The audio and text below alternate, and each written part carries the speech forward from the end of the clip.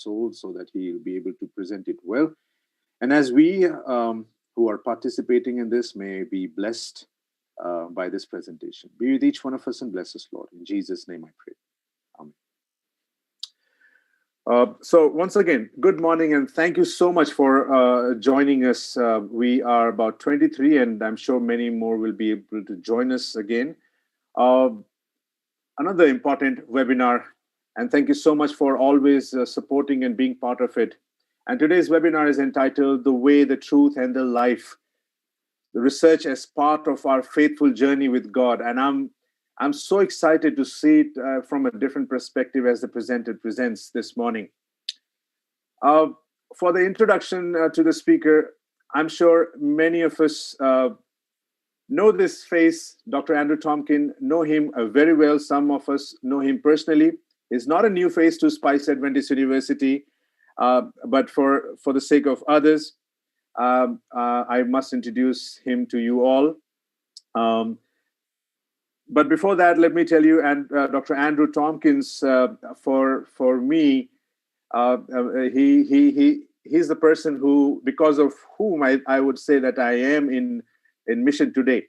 I am not sure where I would have been, but thank you, Dr. Andrew, for your mentoring, being a friend and a brother at time, and now you are my doctoral dissertation member. So thank you so much for being part of my journey, and I'm so excited and happy to have you and introduce you before all. Dr. Andrew comes to us from United States of America. He's currently serving as an assistant professor at Andrews University Seminary. Dr. Andrew is very passionate about mission, world religions, and we all know he's an excellent scholar.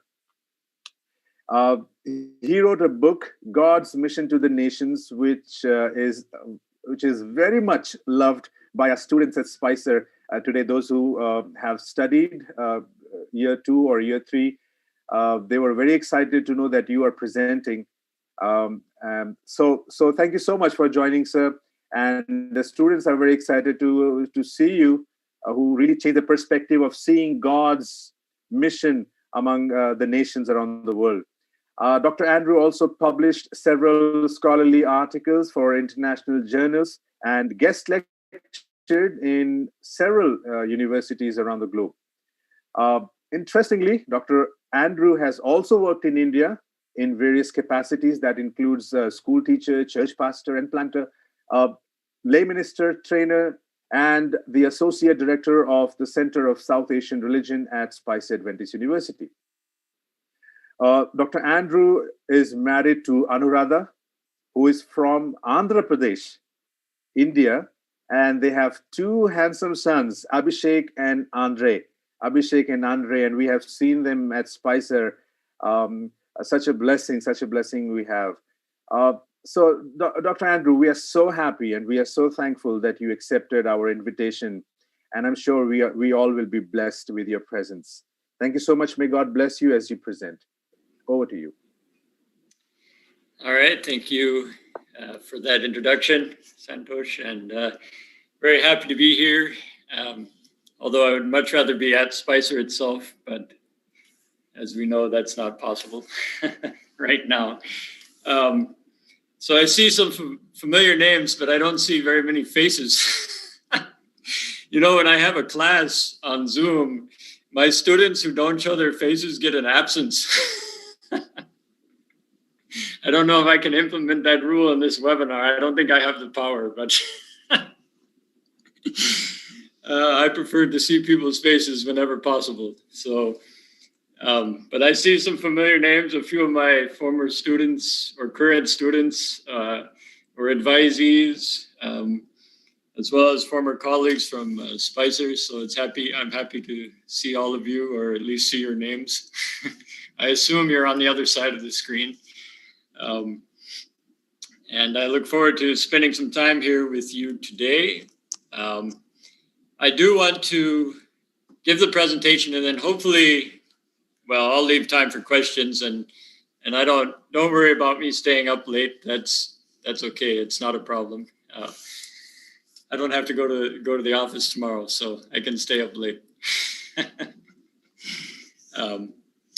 So I will do my presentation, take note of any questions you have, and then hopefully we can have a nice discussion afterwards. So please plan on asking questions. I like to have an interactive time together rather than just me talking the whole time.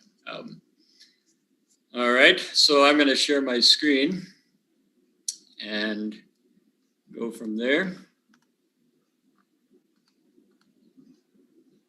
All right.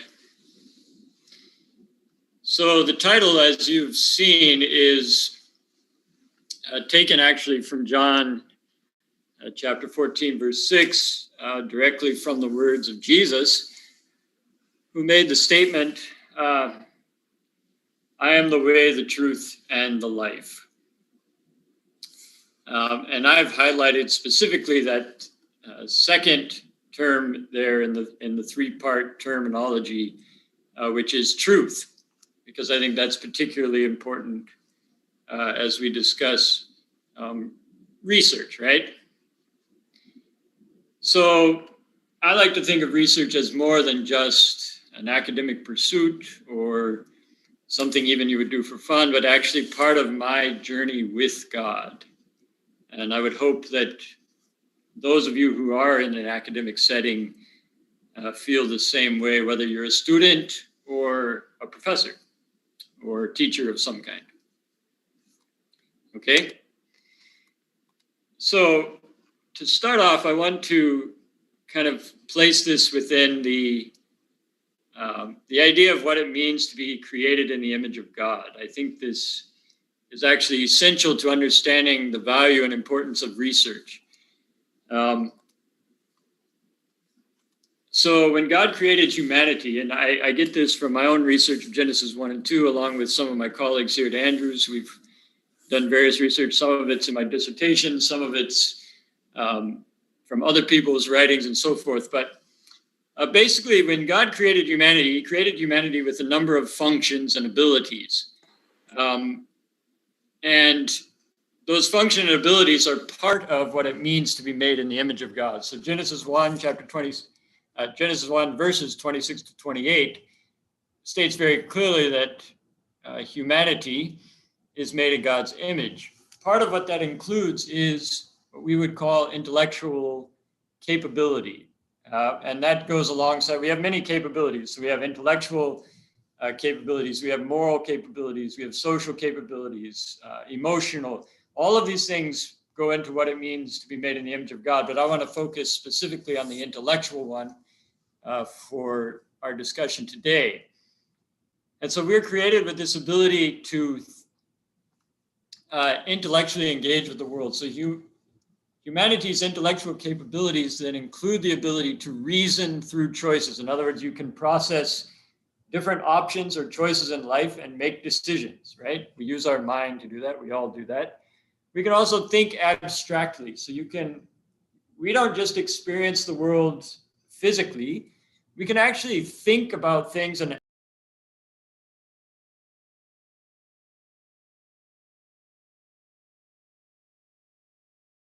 so God created us with that ability. And part of what you do in order to do sound reasoning or to think imaginatively and creatively is you actually collect and analyze data in your brain. And there are many ways to do this through sight and research and other things. But humans were actually created to do that even before sin came into the world. In other words, humans were created to do research even in a perfect world. And they were given those capabilities. So God placed them in the earth. He gave them a lot of freedom. He said, here's the earth. You're going to live in it. And you should use the capabilities I give you to live there fruitfully, including your intellectual ability. Okay? So in other words, we're meant, as human beings, we were meant to use that ability to creatively engage with the world. And then as we're doing that, we are also using it to foster meaningful relationships with each other. So we use this intellectual capability to understand the world in order to build better relationships with God and with each other. All right? That's, in a perfect world, that's what we were created to do. Now, of course, none of us live in that world. We all live in a world full of sin. However, we should keep in mind that just because the world has sin doesn't change the fact that we actually still have that same capability. In other words, all of us still have intellectual capacity. We can use our minds to reason, think abstractly and imaginatively. The difference is that we can use that intellectual ability not only for good, but now we also can use it for harmful purposes that have harmful outcomes. We can use our intellectual abilities to deceive people. We end up deceiving ourselves. We'll talk more about that in a little bit. And so there's some level of breakdown in the ability to trust our intellectual powers. We cannot fully trust them. We have to have a form of healthy skepticism when we reason through choices, when we think abstractly, when we imagine possibilities, and as we analyze data. Okay? So it's important, though, to understand that this is all something we were created to do from the beginning.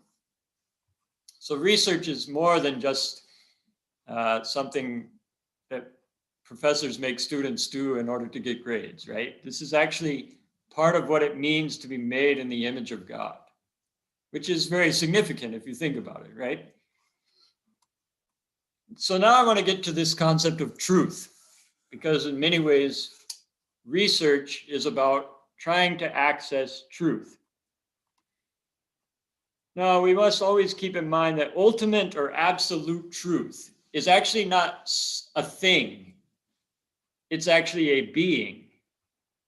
God, right? God is absolute truth. So it's not a thing that you research, it's a being that you get to know. All right? Remember now, Jesus said, I am the way, the truth, and the life. So truth is a being.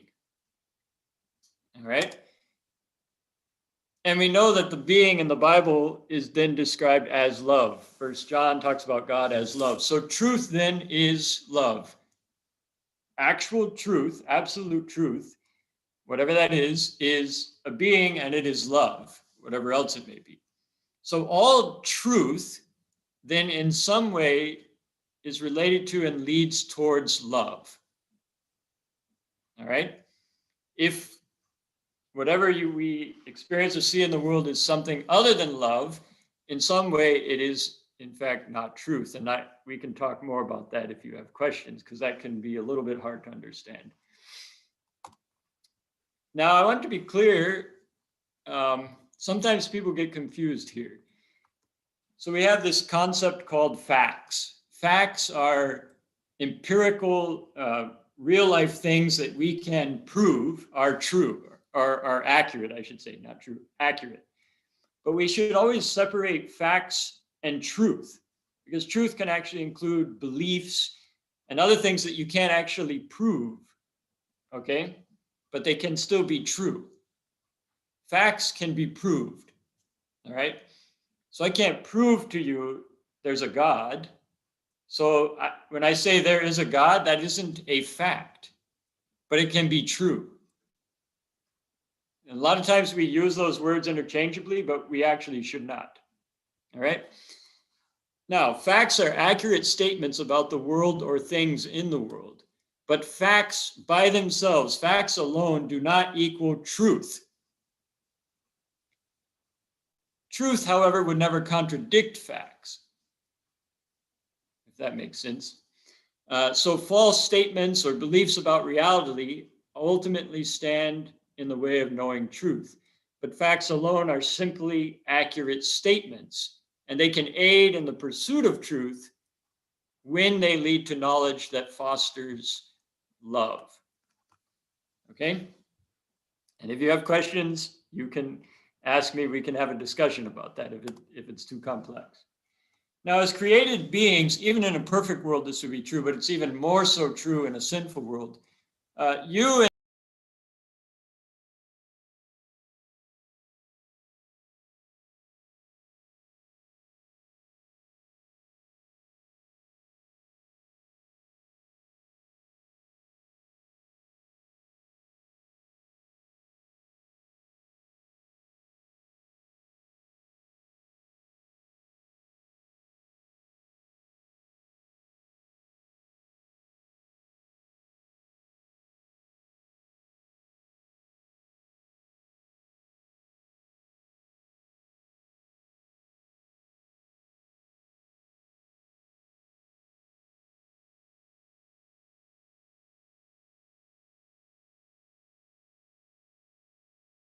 intentional actions to pursue truth.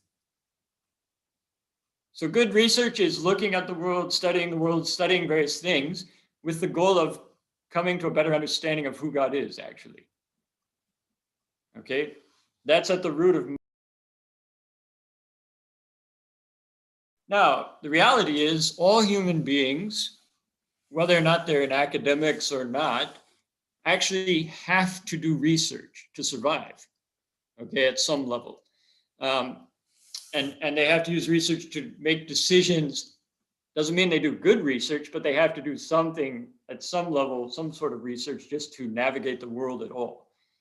However, what I'm addressing here today in this discussion, because it's an academic group, whether students or professors or teachers, is actually what I would call, there are people who are called and gifted to do very specific research as part of their lives and careers. Professors, teachers, and students fit into that category, where we're actually specifically choosing to make research a part of who we are in our career and in our life. And so we're focusing on trying to do research that then provides knowledge that leads people to truth. And we want to share that with the wider world. So in other words, good research is never just for you alone. It's always meant to be shared with the wider world. Sometimes the best way to know what good research is to figure out first what bad research is. And so I'm just giving you samples here. We could have long lists of bad research, okay? I want to give you some samples of what I see currently in our world today as prominent. And the first one is what we could call a couple different things. You could call it superficial research. You could call it surface level research. You could call it overly speculative research. And in most cases, this kind of research is a result of laziness. Okay. And this kind of research is when we as researchers make claims or attempt to spread and teach ideas without looking at very much evidence. We look at very little evidence and then we make grand claims, or we assume big ideas and we demand change, or we want to do things with very little evidence. And usually this is a result of laziness. A lot of speculation. So we get to do a little research and then we speculate on all kinds of implications without doing any more research. And this is actually very dangerous because it eventually leads into you will eventually make major errors if you limit yourselves to this kind of research that will then lead people astray and be harmful. However, many, even academics, professors fall into this trap because it's easy. It's easy to do superficial, to read a few articles and hear a few things from an expert and use that and build a huge idea bank that really is built on a very weak foundation. Okay, so unfortunately, I see a lot of this kind of research and some of it gets published. And then it starts to get spread around as valid ideas when in fact it should be ignored because it's not useful. Okay, so we want to avoid that, right? Another very problematic reality that I see happening is a failure to check carefully sources of information or the reasonableness of ideas. And this here, there are many ways I could explain this, but one way this is manifesting itself in our world right now that's actually extremely harmful is the way social media is being used to spread ideas.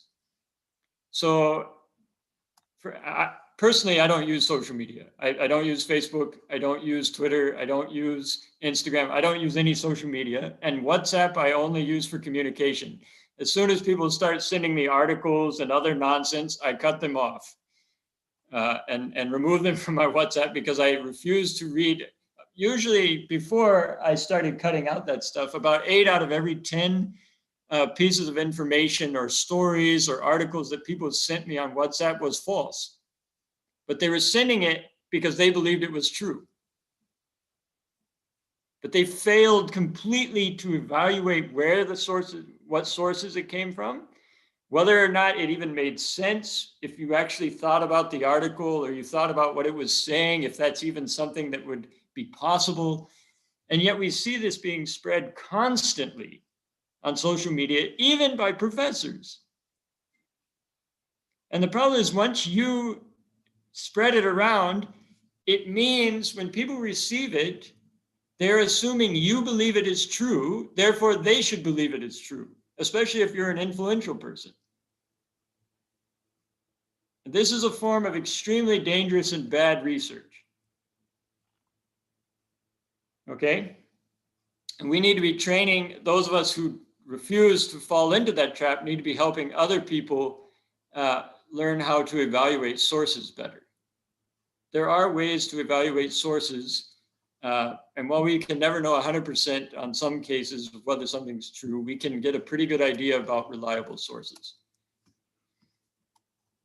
Another trap that many researchers fall into, and even I've fallen into this trap, and it happens all the time, and I read people doing this, is what we call straw man arguments.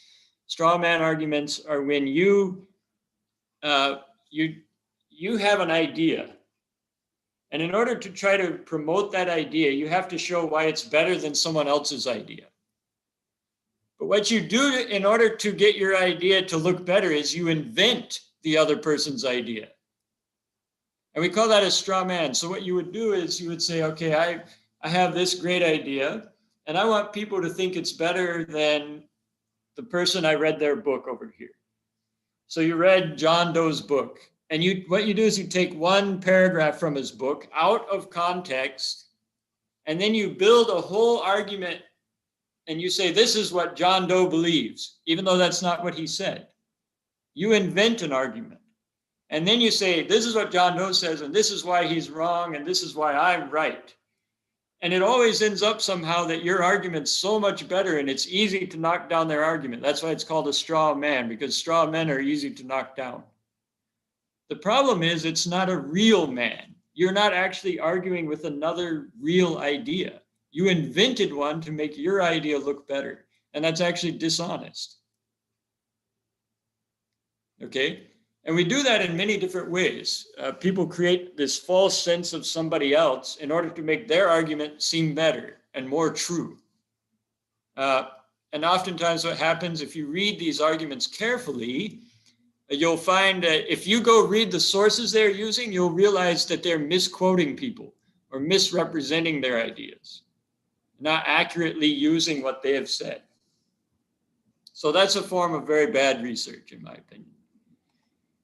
And of course, then you have what would be called blatantly bad research, but has still happened amazingly. This would be more in social sciences or physical sciences, in which you actually have research done on people that's literally harmful. And so we have a long history of that. The extreme versions would be like Nazi Germany taking Jewish prisoners and doing scientific experiments on them. Right? That's obviously horrible research. But it's happened in many times throughout history in many ways. And usually what happens is the majority people, whoever's in charge of a country or culture, will use marginalized people or oppressed peoples or poor people, ethnic people who don't make up the majority. They'll use them as objects for research. So of course we would always want to avoid that. But even it can be done in more subtle ways in which we do human subject research that is actually harmful for those we do research with. Okay, so that's bad research. But let me move more towards virtuous research. And we just have a few more slides and then we'll have plenty of time for questions, okay? So virtuous research is positive, right? Now, part of what it means to do virtuous research in a fallen, sin-filled world is to utilize what I call healthy skepticism. In other words, you always read books or listen to other people and you're respectful to them, but you always double check them, right? You don't just accept their arguments because they said so. You go and you read other things. You think about it yourself. You always have this skepticism that maybe what they're saying isn't fully true. But what's also very important is you don't just do it with other people. You actually have to do it with yourself. You have to constantly ask yourself, have I deceived myself in my research? Do I have some sort of bias that has led me to do this research in a certain way that may lead to inaccuracies?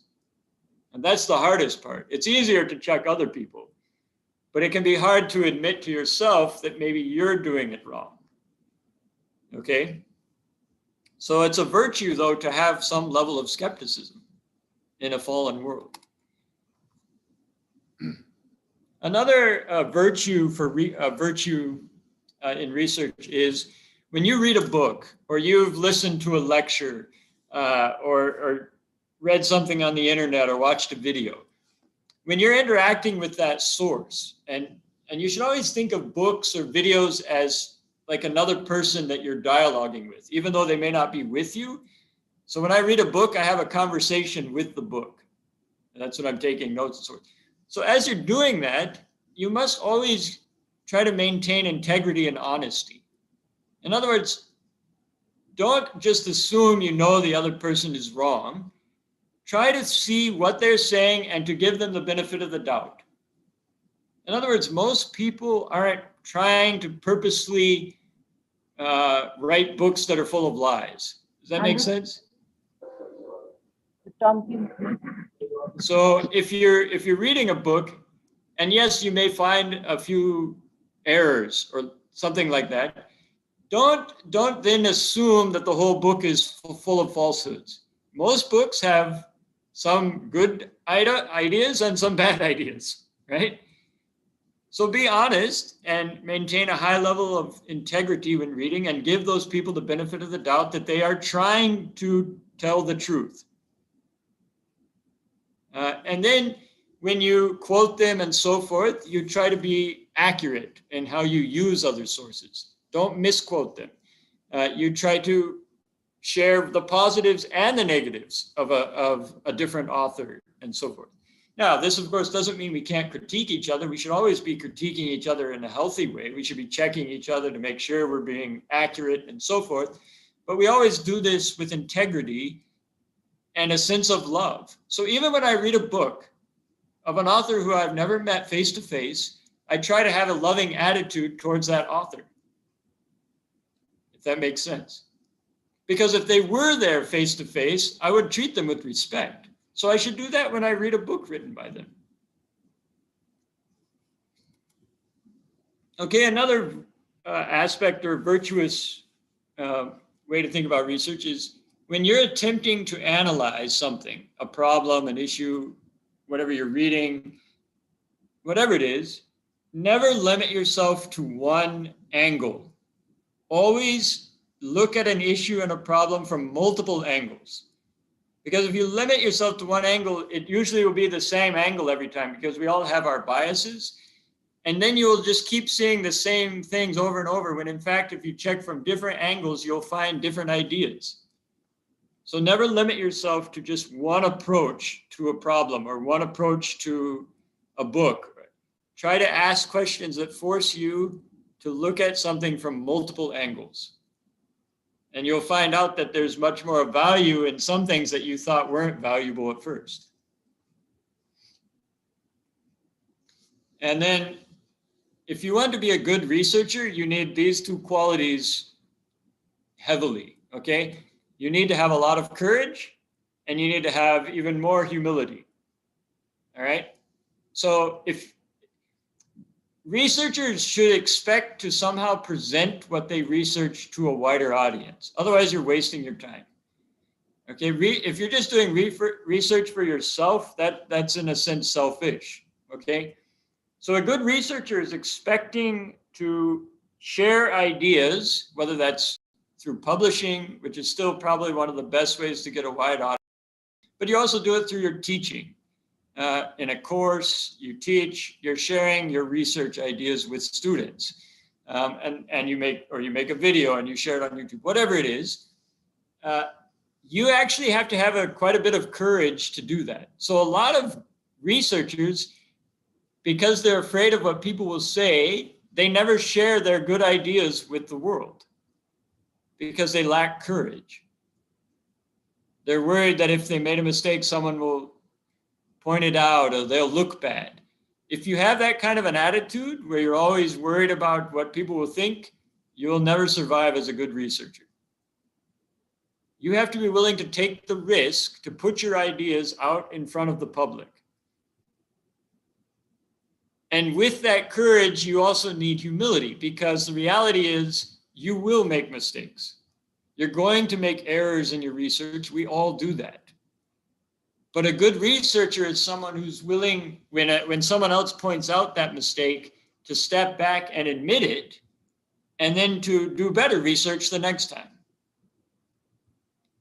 Okay, and this can be really hard for professors, because what if your student points out an error?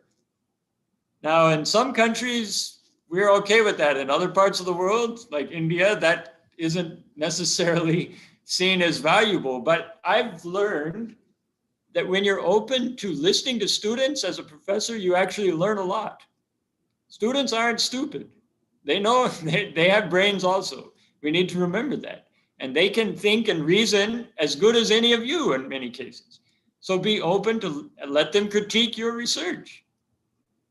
And you'll find that when you allow students to do that, they will be more engaged in the learning process, actually, and they'll be more inclined to do research themselves. If you cut off all their questions or critiques of you, you're actually cutting them off from being a good researcher. So courage and humility are probably the most important virtues for a researcher, along with the idea that whatever you're doing it with love as the primary criteria. Okay? Few healthy practices. If you want to be a good researcher, don't just take up all the projects that maybe your university asks you to do or your church asks you to do, because if you're not careful, you'll end up taking on projects you don't have interest in. You can do some of that once in a while, but you need to spend most of your time on issues and topics that actually interest you. And the reason is good research requires digging and searching hours on end. So if you're doing history, I've done quite a bit of research in history. I had to read through, I've read through literally thousands of periodicals, okay? Out of those thousands, hundreds are of no use, right? They're boring. I don't find anything relevant to but I had to do it in order to find the relevant ones. So if you don't have interest in that topic, you will get bored very quick and you'll give up. Okay, so you need to find things that actually interest you. And this is true of the hard sciences. If you're a chemist, if you're a biologist, you're going to have the same problems, right? Because most experiments fail or don't reveal any valid information. You have to be willing to go through all that to get to the interesting and valid data. And then, of course, good research alongside that requires an extremely high level of self-discipline. If you don't have good self-discipline, you will not be a good researcher. That's just plain and simple. I tell doctoral students that, a few of whom are here, that a major part of a successful doctoral student is not knowledge. It's the ability to sit down and do the research in a timely manner, right? So at Andrews, about 35% of doctoral students actually complete their degree. Most students do not. And the reason is because they're not self-disciplined enough. So you have to sit, if you're going to be serious about doing good research, you have to analyze, okay, how much time do I spend reading, writing, preparing for classes? And you're going to have to divide your day up based on that. Of course, some of that is dictated by, work schedule and so forth. But then universities have to take into account, if they want to be serious about being a university that has good research, they have to provide time for professors to do research. If they only have professors teaching all the time, then you will never have good research. It's impossible. It's literally impossible for human beings to do all those things. So So those are decisions people have to make. And you have to be able to do it regularly. You can't say, this week I'll do 3 hours of writing and then take a 3-month break. You'll never be able to publish anything of worth if you follow that kind of a timeline. Okay, so you have to become very regular in figuring out how to manage your time. This is something I tell people also. You want to be a good researcher, you have to be a good reader. You have to be reading constantly. You can never read too much. You can only read too little. Okay, so there's, as a researcher, when you publish something, for example, you have to decide when to stop reading and just write and publish, because there's always one more book or one more article, but you need to always be reading. So for me, I typically am reading at least 7 books at a time, along with other articles and other things that I've come across. But I always have at least 7 books that I'm trying to read from cover to cover. And then I read other things along the way as well. And these are in my own discipline, but also I read outside in other disciplines, because when you're able to do that, you can start to connect your research to bigger issues. You see problems in new ways when you read outside of your own field. So if you're a sociologist and you read some biology, that could be helpful. You're a biologist reading a little bit of theology, it'll help you find some new solutions to problems that exist in your field. Of course, you can only read so much. You can't all read everything, but you need to always be reading something. Okay. And then, of course, you need to be writing and presenting in classes. That's another way I should add to this presentation, that presenting is another way, lectures and presentations is another way to share your research. But when it comes to writing and even pedagogy, even how you teach, both require a lot of practice, especially writing though. You want to be a good writer, then you have to keep writing and writing and writing. It doesn't come naturally, you have to work at it. By the way, the people who are the best writers in the world are also the people who read the most. Those two go hand in hand together. So if you don't read very much, chances of you being a good writer are very slim. But again, these are important. And these are serious issues if you are indeed serious about pursuing truth. So this isn't just for academic sake. These are practices that will help you pursue truth. In other words, help you pursue who God is. Okay.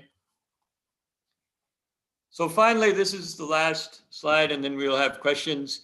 Of course, all of us know there are an infinite amount of things to research. So you need to be able to pick and choose what you research based on some sort of criteria. And of course, I mentioned one of those being things you're interested in. But another thing you can do is ask yourself this question. How might this research aid us, in other words, humanity, in having better relationships with God or with each other or with the earth? Okay, or somehow all of them or a couple of those. If you constantly ask yourself that question, it will help you know what is good or bad things to research.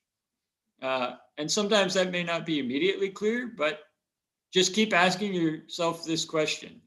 And then you try to focus on what I call constructive research. So deconstruction is an important aspect of research. It's when you kind of break down other people's arguments and you show the flaws in those arguments. But that's only useful if you then plan to build something constructively out of that. So there are some researchers that just go around deconstructing other people's research. And that gets old. That's just harmful if you never use it for constructive purposes. So we should be trying to create solutions to problems, not just showing that problems exist in our research. Okay?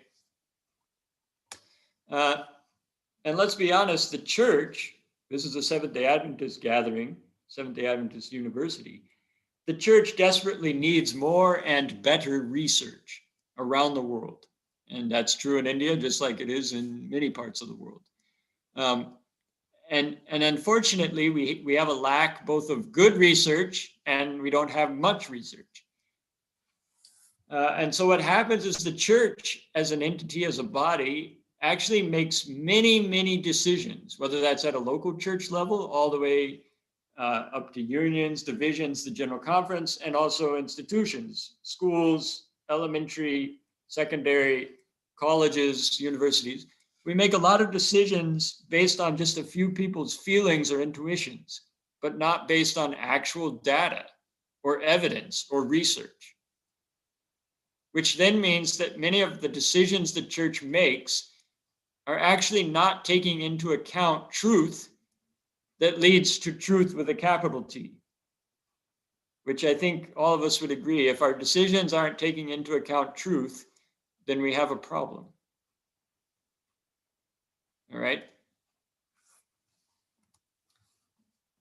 But in order for this to happen, we need to provide spaces for Adventist scholars and students, I would argue, to explore difficult questions. And we should not get worried or scared if we find out that certain cherished beliefs or ideas we have turn out to be false or inaccurate. In other words, we have to give space for people to have the freedom to do research. All right? It's only then you can actually truly pursue God and have better relationships with each other.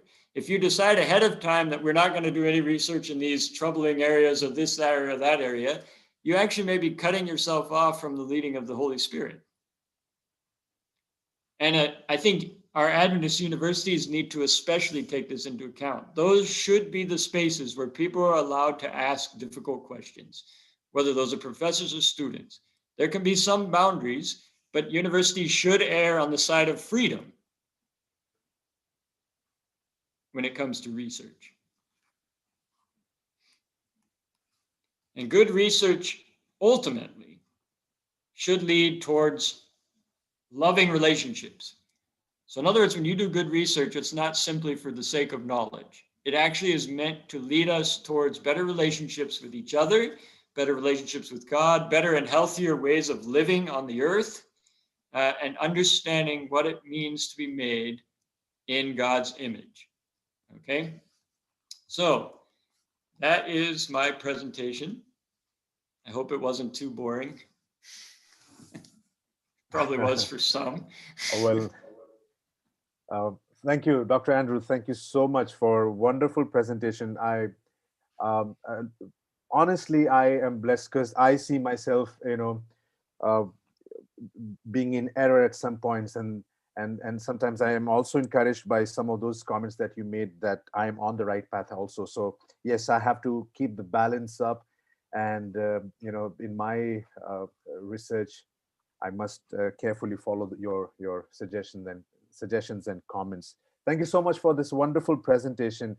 We do have questions, but before that, I would like to request the Dean of the Division of Religious Studies, Dr. Mohan Raj Israel, to come up and give closing remarks. Dr. Mohan.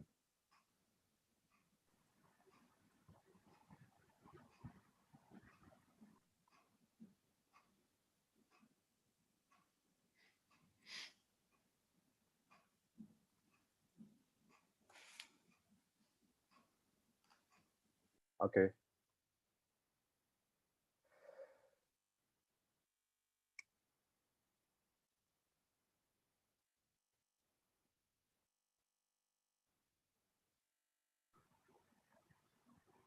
Dr. Mohan? Yeah. Yes, sir. Thank you, Mr. Santosh. Thank you so much. Sorry, there was a little difficulty here.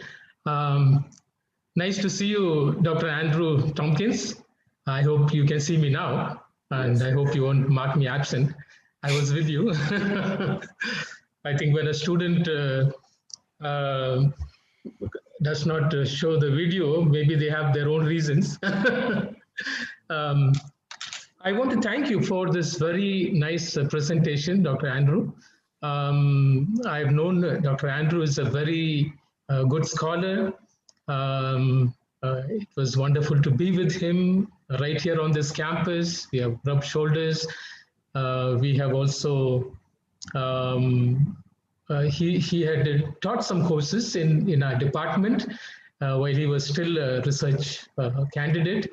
And we were good neighbors. We had some good time talking over the fence. And it's so nice to also renew our friendship some time back when we met together in Varanasi. Thank you so much for this very, very fine presentation, Dr. Andrew. In fact, when I saw the topic, I was wondering what was up your sleeve when we were talking about research in terms of our relationship with God, a true relationship with God, and the way, the truth, and life. But you have made it very clear today what you really had in your mind, and particularly that God is the absolute truth, and research is very much a part of understanding truth. I had a professor many years back. He was the former president of Spicer Memorial College, Dr. Cherian. He always used to teach a course, Doctrine of God. We used to have it late in the night. That was his time for the class. And he used to always ask us a question: what makes God God? What makes truth truth? What makes love love? So when we're talking about truth, God is the absolute truth, and you are right in what you mentioned. And of course, God is love. Thank you for really connecting this idea of research with our understanding of God. I think as long as we are in search of truth, search of God, we need to research, we need to learn, we need to study in order to know. Thank you for also pointing out about bad research, how some people, want to do research, but they do not want to spend enough time and, do superficial research. Thank you also for pointing out the failures to check the sources. And you very rightly pointed out about social media today, which bombards us with all kinds of information. And sometimes it is dangerous to follow everything that you see in the media. You very rightly pointed out that research requires time. And I think that is a very, very nice point that you made. And in order to have good research, we need to have time. We need to spend time in doing research. We need to read widely, as you said, and writing and publishing also greatly assists in our research work. And as you pointed out towards the end, freedom to do research is something which I concur with. One should have the right to pursue what he wants to study and do research upon. And I think this is also a very important point for some of our students, both in the master's level and maybe those who are thinking in the doctoral studies, to pursue areas that they are interested in, instead of simply doing anything that they want and struggling with the research. So I'm really blessed by your presentation, Dr. Andrew Topkins.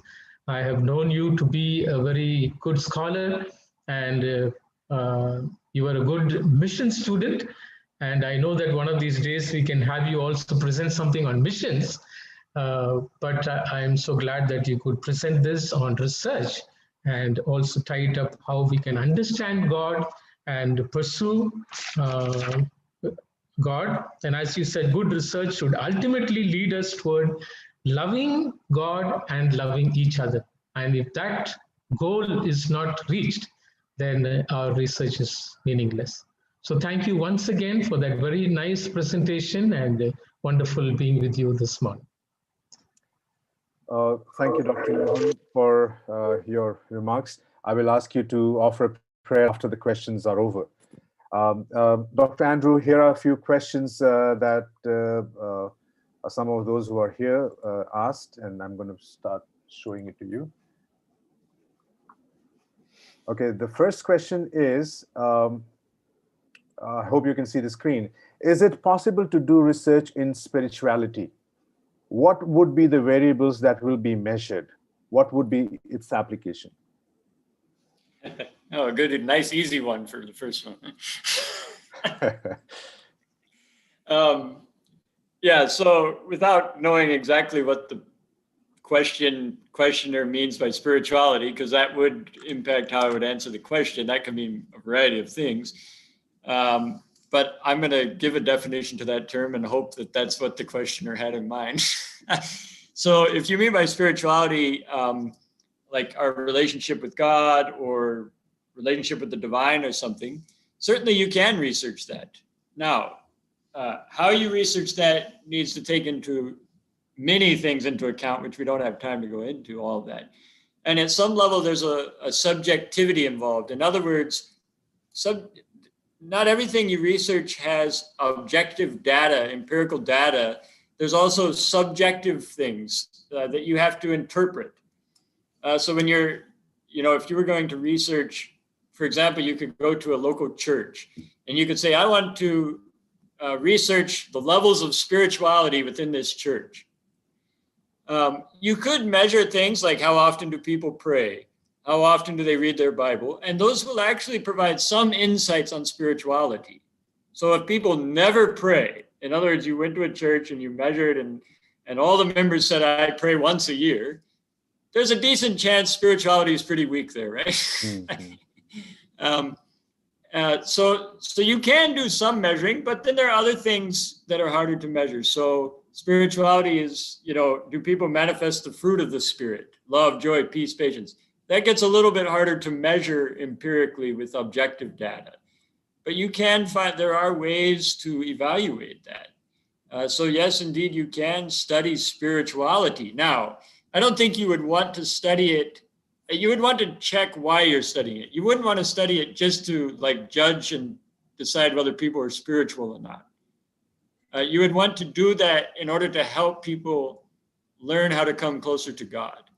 So I would only want someone to study spirituality if it was for a positive purpose, not simply to find out what's wrong with other people, if that makes sense. Thank you, Dr. Topkins, for that. I just want to quickly mention that we are so blessed to have Mr. Anish Joseph at Spicer, because his area of interest is also somewhere measuring spirituality among the students, especially the Division of Religious Studies. And recently we had a discussion, and I assure you, the one who asked the question, and to the rest of the people here at Spicer, we hope and pray it's an excellent tool that he has developed, and he's working on it. Hopefully it will work out, and we'll have a way of measuring, a tool to measure this area. Thank you so much, Dr. Andrew, for your explanation. The next question we have is, now this is just us. I will need help with getting rid of bias. Yeah. Also, how can one find the right balance of skepticism? Yeah. Skepticism. Good. Yeah, this is very good questions. And so the first one, with the need help with getting rid of bias, that's true of all human beings. So you're not alone. We all have biases, and it's difficult to overcome them. At some level, you will always have bias, okay? So you can't totally remove it, but you can do things to help you mitigate its influence. So one thing is be willing to read people or watch videos or listen to people who have ideas that are different than you. And let them, and then present your ideas to them and let them critique you. Be open to being critiqued. See, that's one of the biggest struggles in research. If you're not open to being critiqued, then you inevitably will always default to your biases. You have to let people point out your weaknesses in your arguments. And that's probably the best way to overcome your biases, is to allow others to point out the weak areas of your research. Now, with the balance of skepticism, there is no final right answer to that. But the idea is you can't, if you're so skeptical you never trust anything, you will literally go insane. So that won't work. If you never trust any information or never trust anything at all that anyone says, that's not actually a livable life, okay? So that's an extreme. At the other extreme is if you trust everything, you will then believe lies, right? We know that. So you have to be able to try to carefully navigate and say, look, I'm going to be skeptical, but I'm not going to do it to the extent where I never believe anything. I'm going to be open to believing things and believe that you can access truth at some level, while also saying sometimes we get it wrong. And you just have to always be willing to go back and forth on that. And humility is important. If you're willing to be humble, you can say, I believe this is true. And later you find out it isn't. You say, well, I guess I was wrong. While still having some skepticism along the way. Thank you, Dr. Topkins. I personally have experienced this, and I also hope and pray for myself that I'm able to take up comments, remarks, or critiques for my thoughts or the research works that I do. But it's a challenge for many. Well, next question we have is, how do you see research in India? How good and how bad? Yeah, that's way too broad of a question. Because the obvious answer is there's a lot of really good research in India and there's a lot of really bad research in India. Same with any country. So I think I would need a little bit more specific what they actually had in mind. There's a lot of good research by Indians in India, and then there's others that it's not good. Maybe I add into this and say, as you know, that we have limitations. We have limitations of resources, literatures. Sure. Personally, I struggle, and I tell you, I'm blessed that I have access to different libraries in and around the world. But I still get, I'm challenged at times that I don't get certain books, and it's frustrating at times. And I'm also curious because I do not know what the other author whom I'm trying to search thinks of that particular topic. So it's very annoying at the same time. And then, as you mentioned, it is very important that we also, we must consider looking into all the possible researches on that particular area. And this keeps the gap. So if we leave those resources and come up with our conclusion, then you would say that it's a bad research. But then we are challenged. I'm just saying. No. Yeah, that's good. So here's how I would answer that. No one can research things they don't have access to, right? So you don't have to feel bad. If you literally can't access something, don't feel bad about it. But just remember, and maybe when you're writing or you're teaching, you can always say things like, from what I've been able to find, this is what I see. Which reminds people that there may be other things out there that contradict what you said. But at this point, from the limited research you have access to, this is the conclusions you come to. And that's fine. You've done what you can. And I would accept that. If I know you have limitations and resources, I'm not gonna say you did bad research because you didn't access a book that you couldn't. Right? But I don't use that as an excuse, not you, Santosh, but I'm talking in generally now, for laziness. Some people, I've met people, see, I lived in India, so I know at least to a certain extent what is available and what isn't. And I've met people say things, oh, but here in India, we don't have that. And I said, well, I found it in India. So don't use it as an excuse for laziness, if that makes sense. Thank you, sir. Our next question we have here is research only for the academic related students or teachers, or it can be for others too? So I assume when we use the word student, they're automatically academic, because I don't know how you'd be a non-academic student. But of course, research is for anybody. And at some level, we all have to do research. And so everyone should learn how to do virtuous research. Now, I don't expect everyone to read 7 books at a time, right? Because you have other jobs that you're called to do. But I do expect you to read. There's no excuse for people not to read at all. Or other kinds of research in your field. So research is for anyone and everyone. I addressed academics because that's the setting we're in. Most of the people present at this gathering, I'm assuming, are students or professors who feel that research is an integral part of their everyday job description, which is different than other people. But that doesn't mean other people can't do or shouldn't do research. Thank you, sir. The next question here is, how important is ERB or IRB for an honest or authentic research? Yeah, well, at least, so I would add to this what we mean by authentic or honest research in human subject research. So IRB isn't necessary for theoretical research, but for human subject research, it's imperative, because remember I mentioned studies that have done harm to people. Those things would have never happened if they had had to go through IRB approvals, right? You avoid a lot of harmful research when you have a board or a committee that looks at, okay, if they're going to do this, what might this mean for the people they're interviewing, or the physical health or the mental health of those people? And then you avoid a lot of dangerous and harmful research. So I think for human subject research, it's imperative. You have to have it if it's going to be good research. Thank you so much, sir.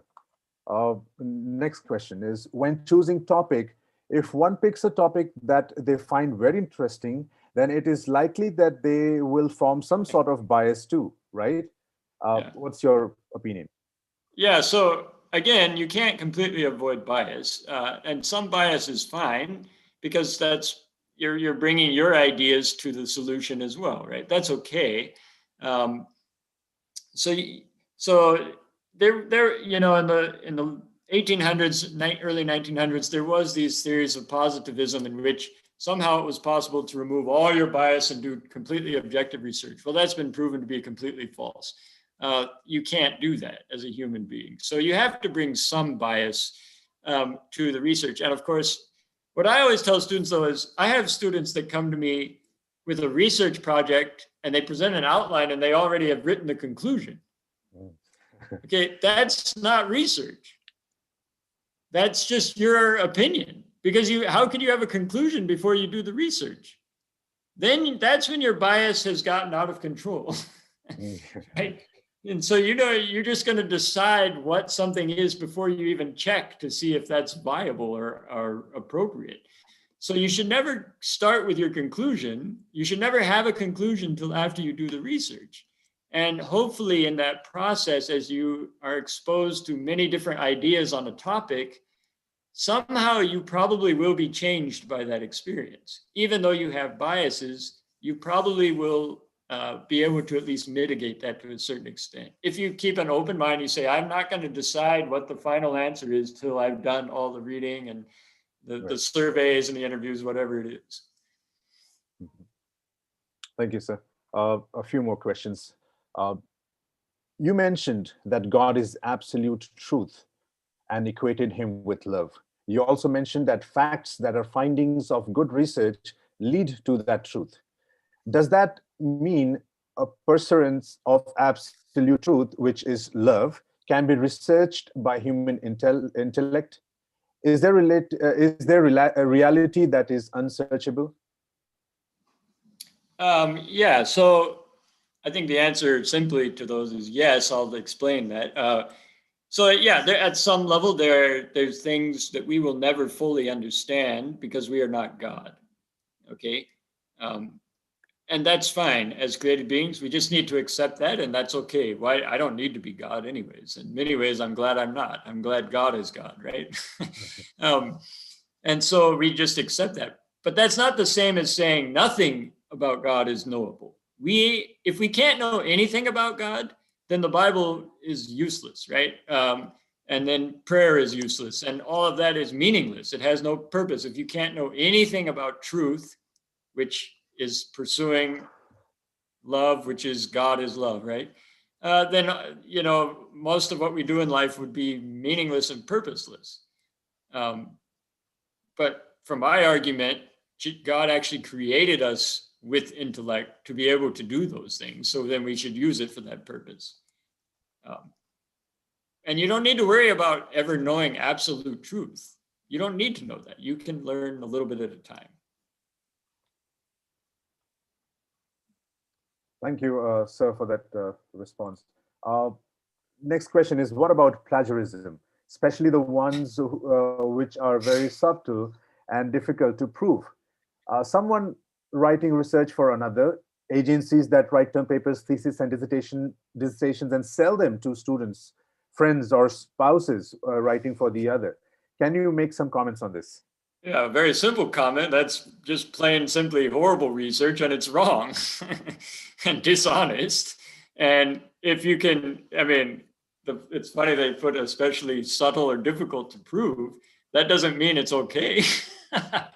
Just because it's subtle or difficult to prove. If it's accidental, that's one thing, or someone hasn't learned how to cite sources and they do it, that's one thing. But if they're purposefully doing it, it's wrong. Just give credit to other people. Why should you try to look, good ideas are good ideas. Why do you need to get the credit for it?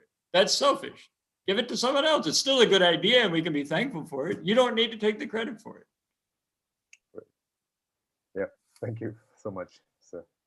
To facilitate quality research, that's my next question. To facilitate quality research, what would be the reasonable class load for professors, especially for SPICER setting? It would be good if you can share the normal class load for Andrews University professors. Well, I'm not an administrator, so I won't give any final answer on this. But in general, if you had to teach, say, like 30 credit hours in a semester, you'll never do any good research. Or even 18 credit hours in one semester makes it very difficult. 16 to 18 credits in a semester means that semester you will have to primarily focus on teaching if you want to be a good teacher. So class prep. And so what we have is if you're doing 16, 18 credits in one semester and you want to do research, then your teaching will suffer because you won't update your syllabuses and you won't bring new material. But if you do your teaching it to the utmost of your responsibility, your research will suffer. Now, I recognize there are different challenges and sometimes universities have to make a choice which one they're going to focus on. And that's the job of administrators. So, at Andrews University, I work in the graduate level. So I teach only master's and doctoral students. And it's a major part of our job description to do research. So we are limited to 16 credit hours a year. But in the undergrad, they teach much more per semester. So at Andrews, we have a separate department for undergrad theology. Those professors don't come and teach where I teach. And they have more credits and they don't do as much research as a result. Whereas seminary professors, we have more time for research. We do more research because they purposely reduce our class loads. The point is, though, if a university wants to claim to be a university that promotes good research, then they need to be providing space and time. And I don't have access to SPICER's timings or whatever. That's not important because I'm not an administrator there. But in any university, that would need to be evaluated. If you want professors to do good research, you have to give significant time, either study leaves on a somewhat rotation basis or so forth. Yeah. Thank you, Dr. Topkins. We have 3 more questions. That's it. There tends to be fear and skepticisms in many institutions when researchers want to do research with the institution as the subject. What can you say to encourage institutions to be more open to such researches? So I'm assuming this means like you have a study about students in that university or maybe leadership principles or something. I don't know what it would be, and I can understand why there might be some fear. However, let's bring this back to the theological side. If we are honest about our desire to follow God and we really want to truly follow him, we should never be afraid of truth.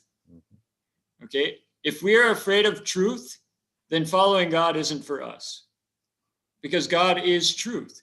So you can't honestly follow God and then try to hide truth. So when evaluating, now you would want to evaluate why someone wants to study the institution. If they have their own negative reasons, then they shouldn't do that. But if their desire is to find out the truth in order to help the university improve, to follow God better, then nobody should be afraid of that. Why should we be afraid of that? In fact, that should be our main goal. Well, thank you so much, sir. Second last question. How much is sufficient or adequate resources for different levels of research, for example, to write an article or doing a master's thesis or a doctoral dissertation? Number of references, number of pages for a review of literature, etc. Yeah, so there's no final set amount. It somewhat depends on the topic. It depends on what kind of research. So if you're doing human subject research, your bibliography will probably be a little bit shorter than theoretical, because a lot of your data will be from the surveys and the interviews, which you would still have a lengthy bibliography, but it would be shorter. Whereas, I did theoretical work for my dissertation. So I had, 30 some pages of bibliography, right? So that's, and not everyone's going to have the same amount. It depends on the topic. I can usually tell when someone has too little. I'd never seen someone that had too much. All right, thank you so much, Dr. Andrew. Final question. In doing research, how do we depend on God, or who do we depend on, God or human intellect? Yeah, it's a good question and a very valid one. However, I would say that it doesn't have to be asked that way. In other words, it can be both and, right? So it would be inappropriate for me to say, we don't need God. We'll just use our own brain and we can trust ourselves. You're going to run into problems. However, it's also inappropriate for me to say, I'm not going to use my intellect. God will tell me what to think. That's also false, right? God doesn't do the research for us. He created you with a brain that functions intellectually. You have the ability to make choices, and we could do you've all, maybe, I don't know how many people attended John Peckham's seminar at Spicer sometime back, but he helps you understand we all have to make choices, right? Without choices, there's no love. You can't love God without the ability to choose. So you actually can't have love without intellect. So we have to use our human intellect, but you do it while you're interacting with God, and you ask God to guide you and help you as you do research. So it's both and. You need God, you need your human intellect. They go together.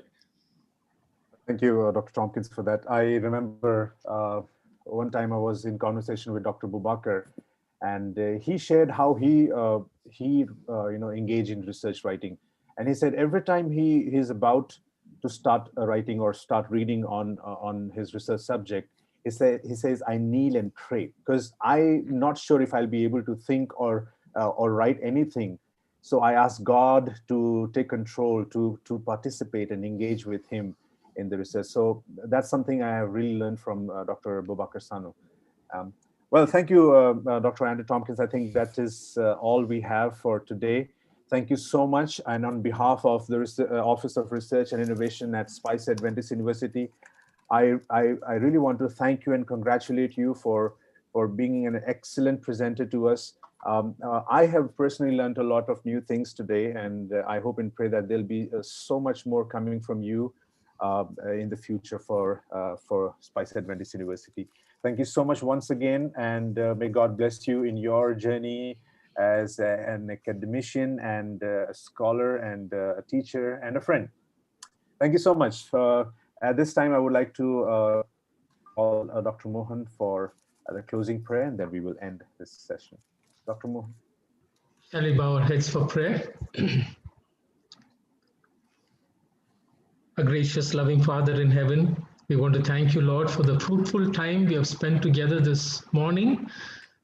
We thank you for good research, and we thank you in a very special way for the presentation made by Dr. Andrew Topkins in helping us understand what true research is all about, and how our research should lead us to ultimately know you better and to also learn to love our fellow men. We thank you, Lord, for wisdom that we believe comes only from you, and help us that we may depend on you for wisdom and knowledge. And I pray in a very special way you will bless Dr. Andrew Tompkins, our resource person for today, bless his family, and bless his ministry in whatever he's involved in at the university there. We pray, Lord, you will fill him with wisdom. And I pray also that you will bless each one of us here, faculty and students, and help us, Lord, that we may commit ourselves to the study of your word, to truly being open to knowledge and wisdom, and help us that we may apply ourselves in giving time to do good research, as a result of which the church would be benefited and the community around us would be benefited through what we do. And so bless each one of us. Thank you once again for being with us during this session. Keep us faithful and committed to you.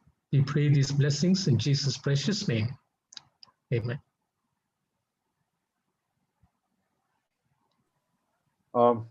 Thank you so much once again, Dr. Andrew Tompkins, and thank you, Sir Dr. Mohan.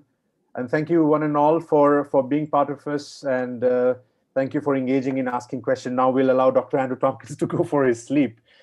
Thank you so much for joining us. Maybe we will see you again next time. Thank you so much.